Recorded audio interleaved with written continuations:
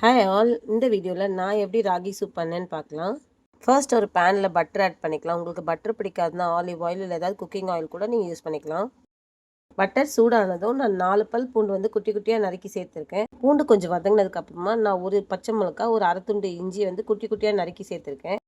இதெல்லாம் நல்லா வதங்கினதுக்கப்புறம் நான் ஒரு 6 சின்ன வெங்காயத்தை குட்டி குட்டியாக நறுக்கி சேர்த்துருக்கேன். எங்கிட்ட சின்ன வெங்காயம் இருந்ததுனால சின்ன வெங்காயம் சேர்த்துக்கிட்டேன். இல்லைன்னா பெரிய வெங்காயமும் நம்ம ஆட் பண்ணிக்கலாம். அப்புறம் ஒரு கப் பீன்ஸு, ஒரு கப் கேரட், ஒரு கப் ஸ்வீட் கார்ன், அப்புறம் எங்கிட்ட இருந்ததுன்னு சொல்லிட்டு ஒரு கப் பர்பிள் கேபேஜ் யூஸ் பண்ணிக்கிட்டு, நீங்கள் உங்களுக்கு பிடிச்ச எந்த காய்கறி வேணால் ஆட் பண்ணிக்கலாம். ப்ராக்கலி, கேபேஜ், அப்புறம் வந்து காலிஃப்ளவர் இதெல்லாம் ஆட் பண்ணிக்கலாம். அப்புறம் டேஸ்ட்டுக்கு கொஞ்சம் சால்ட் ஆட் பண்ணி வதக்கிக்கிட்டேன். கூடவே ஒரு ஸ்பூன் பெப்பர் பவுடர்.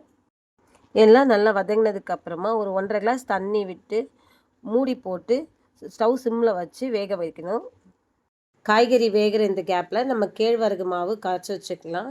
நான் ஒரு 1.5 ஸ்பூன் கேழ்வரகு மாவு எடுத்திருக்கேன். இது வந்து 1 கிளாஸ் தண்ணி விட்டு நல்லா கட்டி இல்லாமல் கரைச்சி எடுத்துக்கிட்டேன். காய்கறியெல்லாம் வெந்துடுச்சு. இப்போ நம்ம கரைச்சி வச்சுருக்க கேழ்வரகு மாவை இதில் சேர்த்துக்கலாம். கேழ்வரகு மாவு கலந்ததுக்கப்புறமா சூப் நல்லா கொதிக்க ஆரம்பிச்சிச்சு. ரொம்ப திக்கானதுனால நான் கொஞ்சம் தண்ணி ஊற்றி லூஸ் பண்ணிக்கிட்டேன். உங்களுக்கு எந்த மாதிரி கன்சிஸ்டன்சி வேணுமோ அந்த மாதிரி நீங்கள் அட்ஜஸ்ட் பண்ணிக்கலாம். இப்போ இதில் வந்து ஒரு அரை ஸ்பூன் மஞ்சத்தூள் ஆட் பண்ணிக்கிறேன். மஞ்சத்தூள் ஆட் பண்ணி நல்லா கொதிக்கட்டும். சூப் நல்லா கொதிக்க ஆரம்பிச்சிச்சு. இப்போ நான் வந்து உப்பு செக் பண்ணி பார்த்தேன். எனக்கு கொஞ்சம் உப்பு கம்மியாக இருந்தது. நீங்களும் உங்களுக்கு ஏற்ற மாதிரி உப்பு செக் பண்ணி ஆட் பண்ணிக்கோங்க. இந்த ஸ்டேஜில் நான் ஒரு லெமன் புழிஞ்சு இதை ஆட் பண்ணிக்கிறேன்.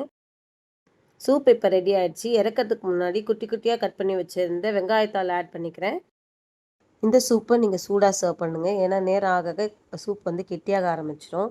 ராகியில் வந்து ஹை ஃபைபர் இருக்கிறதுனால வெயிட் லாஸ்க்கு, டைஜஷனுக்கு, போன்ஸ்க்கு இது எல்லாத்துக்குமே ரொம்ப நல்லது. பிளட் சுகரும் கொலஸ்ட்ரால் லெவலும் கம்மி பண்ணும். ஸ்கின் அண்ட் ஹேர் க்ரோத்துக்கும் ரொம்ப நல்லது.